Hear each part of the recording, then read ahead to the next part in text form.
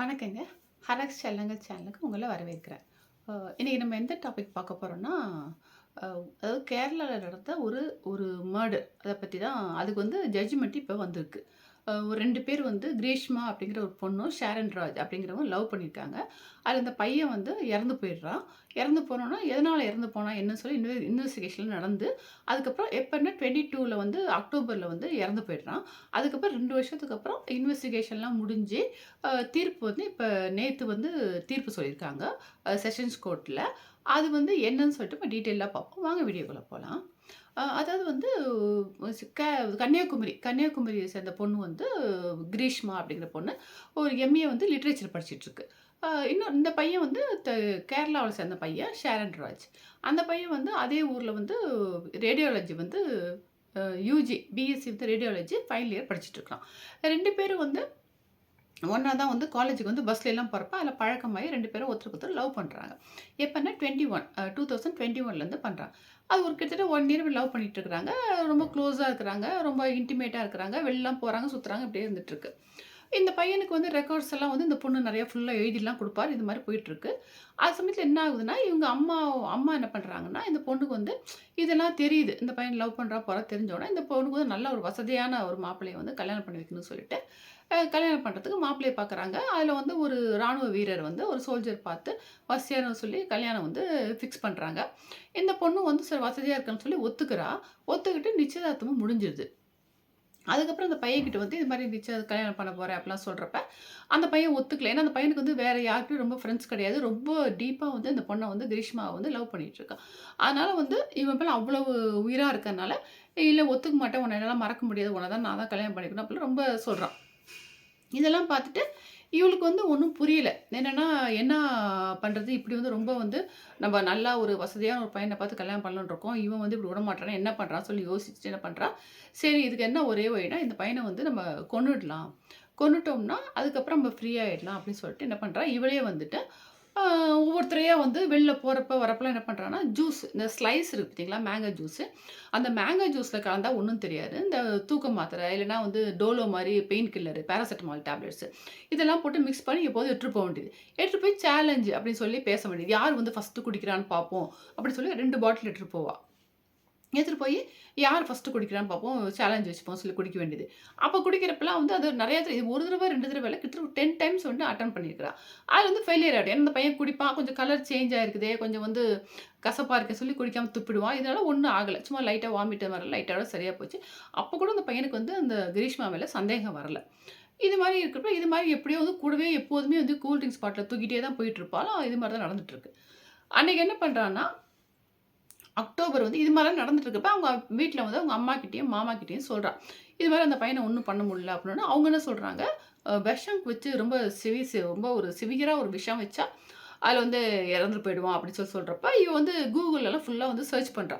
Search பண்ணி எது மாரி குடுக்கலாம்? எவ்வளோ நேரம் எஃபெக்ட் இருக்கும்? எவ்வளோ ஒரு ஒரு ரொம்ப சிவியரு, எவ்வளோ ரொம்ப பெரிய ஹெவி பாய்சன் அப்டிங்கிற மாரிலாம் பார்த்து சர்ச் பண்றப்ப, அதுல வந்து பாராகுவேட் அப்டின்னு சொல்லிட்டு ஒரு பெஸ்டிசைட் வந்து கண்டுபிடிக்கிறா. அதாவது இந்த ரப்பர் மரத்துக்குலாம் அடிக்கிற ஒரு பூச்சிக்கொல்லி மருந்து.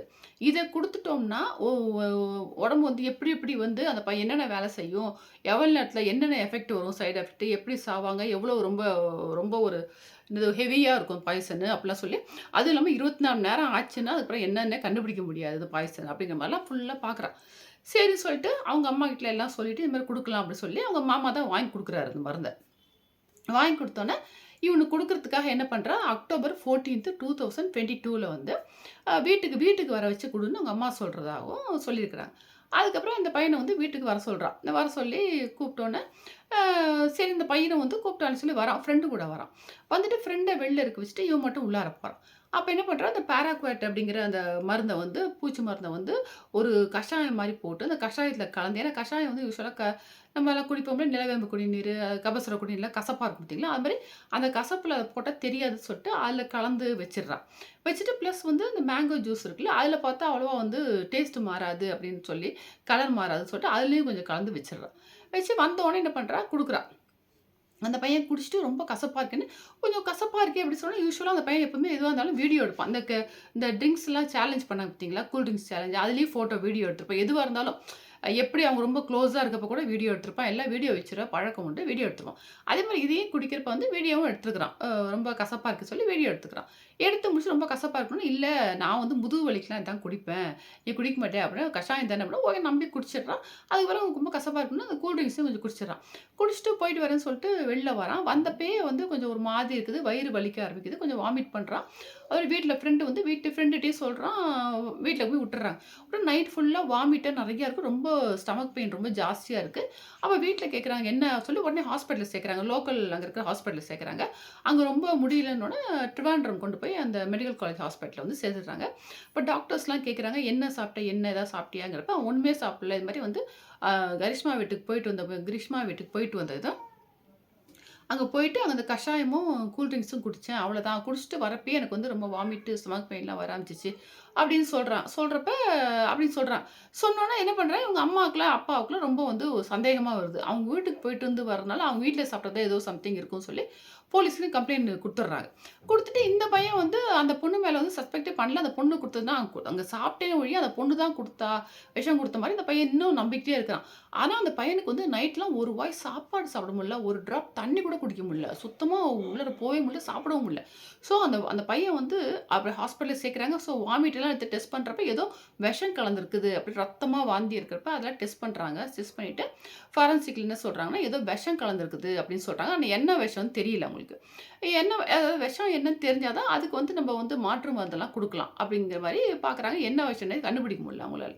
அதுக்கப்புறம் வந்து சரி இந்த பொண்ணு வீட்ல குடுத்தனால அங்க போய் விசாரிக்கிறாங்க. அவன் என்ன சொல்றான்னா, "என்னால தான் ஆச்சு. நான் வந்து கூல் ட்ரிங்க்ஸ் குடுத்தேன். அந்த கூல் ட்ரிங்க்ஸ் வந்து எக்ஸ்பைரி ஆன பாட்டில்ல குடுத்துட்டேன். எக்ஸ்பைரி ஆன கூல் ட்ரிங்க்ஸ் குடுத்துட்டேன். அதனால தான் அவனுக்கு அப்படி ஆயிடுச்சு. நான் தான் காரணம். என்ன அரெஸ்ட் பண்ணுங்க" அப்படி இப்படின்னு ரொம்ப அழுது கிழுதுலாம் ட்ராமா பண்றா. போலீஸ் வந்து பார்த்துட்டு, "சரி எங்க அந்த கூல் ட்ரிங்க்ஸ் எங்க வாங்குனீங்க? எந்த கடைல வாங்குனீங்க? குடுங்க பாட்டில்." "இல்ல பாட்டில் நான் தூக்கி போட்டேன்னு" சொல்லி, அதுக்கு முன்னாடி டிஸ்போஸ் பண்ணிட்டாங்க. அந்த கூல் ட்ரிங்க்ஸ்லாம் வந்து கண்டுபிடிச்சுருவாங்கன்னு சொல்லி அவங்க மாமாலாம் எரிச்சுடுறாரு எல்லாத்தையும். எரிச்சுட்டு இந்த பாராக்வேட்ன்னு சொல்லி குடுத்தாங்க பார்த்தீங்களா? பூச்சி மருந்து. அத மட்டும் பாட்டில்ல தூக்கி போட்டுருக்காங்க. தூக்கி போட்டு இதெல்லாம் எரிச்சிடுறாங்க. அப்படின்னோன போலீஸ் கொஞ்சம் ஃபுல்லா சந்தேகம் வரல. இவ அந்த அளவு பண்ணுவாளா? அப்படின்னு சந்தேகம் வராம, அது அதனால தான் இருக்கும் சொல்லி போலீஸ பார்க்குறாங்க. டெய்லி என்ன பண்றேன், இதில என்ன ஆகுதுன்னா, ஒவ்வொரு ஆர்கனா வந்து வேலை செய்யாம செயலிழக்க ஆரம்பிக்குது. ஒவ்வொரு பார்ட்டா வந்து பாடியில. அவங்க எவ்வளவோ ட்ரை பண்ணி என்னவோ பண்றாங்க முடியல. 11 நாள் கஷ்டப்பட்டு இந்த பையன் அ அக்டோபர் 25த் அன்னைக்கு இறந்து போயிடுறான். 40த் அன்னைக்கு போயிட்டு 15த் சேர்க்குறாங்க. 25த் அன்னைக்கு இறந்து போயிடுறான் அந்த பையன்.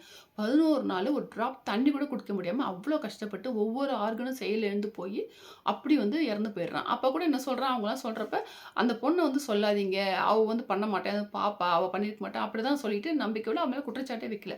அப்புறம் தான் போலீஸ் வந்து சிவியரா வந்து பார்க்குறாங்க. பார்த்தா எந்த ஆதாரமுமே இல்ல. ஏன்னா நேரடியா பார்த்த சாட்சி கிடையாது. எதுவுமே கிடையாது. ஃப்ரெண்டு கூட வெளியில தான் நின்றுருக்கான். அதனால வந்து என்ன உள்ளார போயிருந்தாச்சும் இருக்க முடியும். வெளில தான் நிக்கிறனால ஒண்ணும் இல்ல. அப்புறம் இவங்கள கூப்பிட்டு எல்லாம் விசாரிக்கிறாங்க. இதுல விசாரணை பண்றப்ப அந்த பொண்ணு வந்து எல்லாத்தையும் ஒத்துக்கிறா. ஆமா நான் தான் வந்து இது குடுத்தேன், போனேன்னு சொல்லி எல்லாம் சொல்லிடுறா. எதனால குடுத்தேன் என்னன்னு கேட்டப்ப, இது மாரி வந்து எனக்கு இன்னொருத்தரோட நிச்சயதார்த்தம் ஆயிடுச்சு. இந்த பையன வந்து நான் மறந்துட போதுன்னு சொன்னப்ப, அவன் வந்து இல்ல மறக்க மாட்டேன்னு சொன்னான். ஸோ நாங்க எடுத்த ஃபோட்டோ, வீடியோலாம் நெறைய வச்சிருக்கிறான்.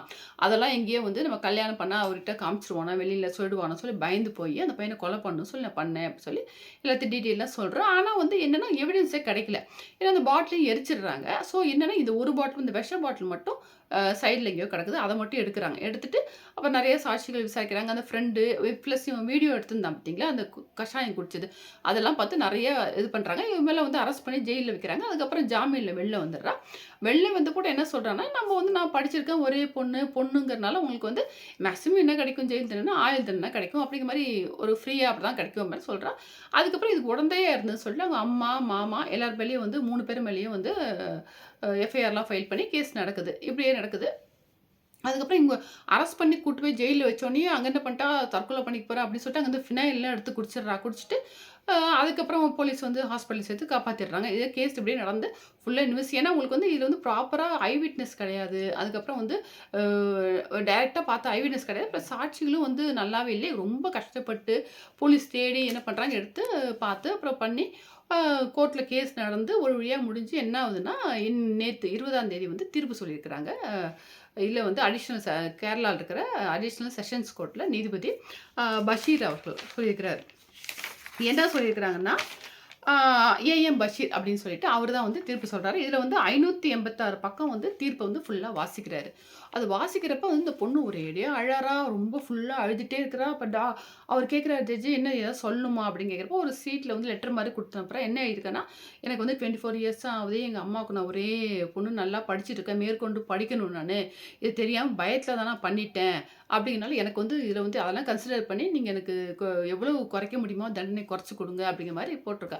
அது வந்து ரிஜெக்ட் பண்ணிடுறாரு அவரு. சொல்லிட்டு ஃபுல்லா தீர்ப்பெல்லாம் வழங்கி, ஃபுல்லா சொல்றப்ப அழுதுட்டே இருக்கா. கடைசியா தீர்ப்ப முடிச்சு மரண தண்டனை குடுக்குறேன் அப்படி சொல்லி சொல்லிடுறாரு. சொன்னோனே அந்த மரண தண்டனை குடுக்குறேன்னோன அப்படியே அந்த அழுகைய நிறுத்திட்டு அப்படியே சைலன்ட்டா இருக்கிறா பார்க்குறா. அவர் என்ன சொல்லியிருக்காரு அப்படின்னு சொன்னா தீர்ப்புல வந்து பார்த்தீங்கன்னா, இது வந்து ரேரஸ்ட் ஆஃப் த ரேர். இந்த கேஸ் வந்து rarest of the rare case. இது வந்து எவிடன்ஸ்ன்னு சொல்லி டைரக்ட்டா ஒண்ணுமே இல்ல. அதுல வந்து எப்படின்னா, உங்களுக்கு வந்து circumstantial evidence, digital evidence, scientific evidence. இத வச்சு தான் வந்து இந்த கேஸ ப்ரூவ் பண்றதுக்கு போலீஸ் வந்து ரொம்ப கஷ்டப்பட்டு, சிரமப்பட்டு இத கண்டுபிடிச்சு ப்ரூவ் பண்ணியிருக்காங்க. இந்த பொண்ணு வந்து படிக்காத பொண்ணும் கிடையாது. நல்லா படிச்சு காலேஜ் டாப்பரு, அ லிட்டரேச்சர் படிக்கிறா. ரொம்ப அது மாரி இன்டெலிஜென்ட்டான பொண்ணு. ஸோ இந்த பொண்ணுக்கு வந்து ஒண்ணும் தெரியல அப்படிலாம் கிடையாது. இது ஒரு தடவ மட்டும் கிடையாது. நெறையா தடவ வந்து ட்ரை பண்ணியிருக்கா கொலை பண்ண. பிளான் பண்ணி உங்களுக்கு கூகுள்லலாம் சர்ச் பண்ணி என்ன குடுக்கலாம்? அந்த மருந்து எப்படி குடுக்கறது? அது எஃபெக்ட் எப்படி வரும்? அதில எப்படி மாட்டிக்காம இருக்கிறது? என்னென்ன பண்ணணும்? எல்லாத்தையும் நல்லா படிச்சு பார்த்து தெளிவா பண்ணி தான் நீ ஒரு நல்லா பிளான் பண்ணி மர்டர் பண்ணியிருக்கிற. பண்ணிட்டு அந்த பையன் வந்து ஒரு டிராப் தண்ணி கூட குடுக்க முடியாது. உன்ன நம்பி அவ்வளோ தூரம் வந்தான். ஒரு டிராப் வந்து தண்ணி கூட குடுக்க முடியாம அவ்வளோ கஷ்டப்பட்டு இறந்து போனான் அந்த பையன். ஸோ அது இல்லாம பார்த்தீங்கன்னா வந்து இதே மாரி வந்து உன்ன விட்டுட்டோம்னா, அடுத்தவங்களுக்கும் நீ இது மாரி பண்ண மாட்டேங்கிறதுக்கு உத்தரவாதம் கிடையாது. ஸோ, இத பார்த்து நெறைய பேர் வந்து கத்துட்டு, அ இப்ப அதிகபட்ச தண்டனை குடுக்கலைன்னா, நெறைய பேர் பார்த்து இதே மாரி வழக்கமாயிடும். கொலை பண்றது ஒரு பழக்கமாயிடும். அதனால அதுக்கு வந்து அனுமதிக்க முடியாது. ஸோ, அதனால வந்து நீங்க வந்து இது மத்ததெல்லாம் கன்சிடர் பண்ண முடியாது. அப்படி சொல்லிட்டு, அதனால வந்து உனக்கு வந்து இந்த தண்டனை குடுத்தா தான் அடுத்தவங்க தப்பு பண்ண யோசிப்பாங்க. அப்படி சொல்லி அவர் சொல்லிறார். சொல்லிட்டு வந்து அது குடுத்துடுறா. அதுவும் அந்த சேலஞ்ச் பண்ணது போலாம் எவ்வளோ நம்பி வந்திருக்கிறான். நீ அது மாரிலாம் குடுத்துருக்க சொல்லி எல்லா வீடியோஸ் எல்லாமே இருக்குது. அதெல்லாம் பார்த்து சொல்லி அப்படின்னு சொல்லி முடிச்சிடுறாங்க. இதுதான் கேஸ். அந்த பொண்ணுக்கு வந்து இது நெறைய பேர் வரவேற்றுருக்கிறாங்க. வக்கீல் வந்து கவர்மெண்ட் பப்ளிக் ப்ராசிக்யூட்டர் சொல்லியிருக்கிறாரு.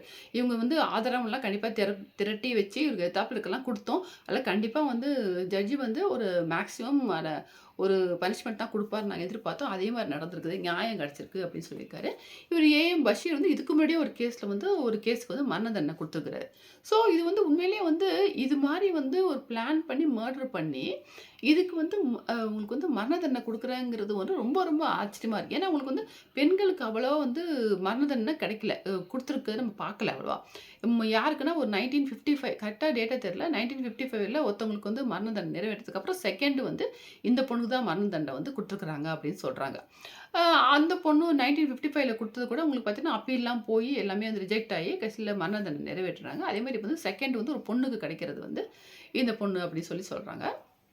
இதில பாருங்க, இதில வந்து இப்ப இந்த பொண்ணுக்கு வந்து எப்படி இது மாரி வந்து ஒருத்தரோட பழகுறோம். அது வந்து பிடிக்கலன்னு சொல்லிட்டு, அதாவது வந்து வீட்ல கம்பல் பண்ணாலோ, இவங்க தான் 2 பேரும் சேர்ந்து முடிவெடுத்து போய் தனியா கல்யாணம் பண்ணியிருக்கலாம்.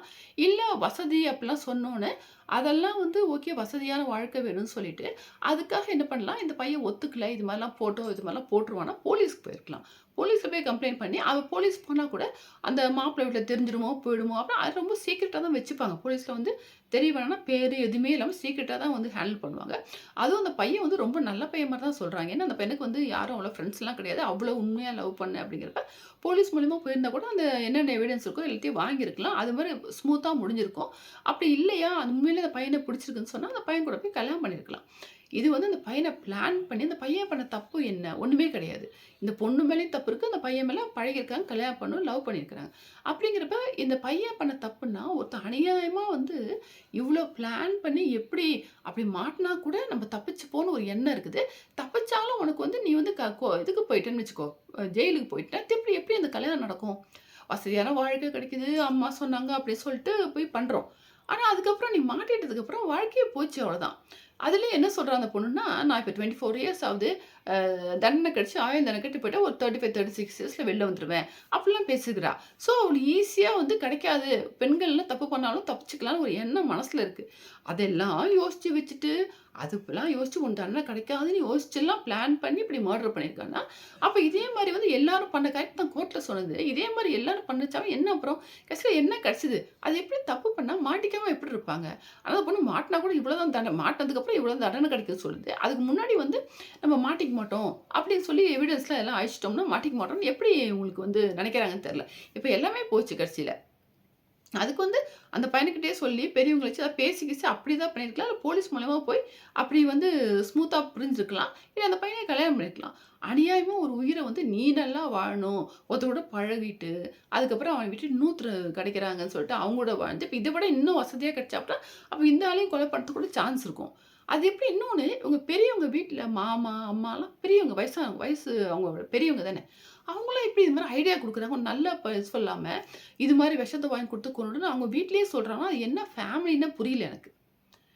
இதெல்லாம் வந்து ஒரு பாடம். இது மாரி வந்து இது அதான் சொல்றேனே, இப்போ வந்து நடக்கிறதெல்லாம் கடைசில லவ் பண்ண போய் கடைசில கொலையில முடிஞ்சு, இந்த பொண்ணுக்கு மரண தண்டனை குடுத்து வாழ்க்கை எப்படி சீரழிஞ்சு போச்சு.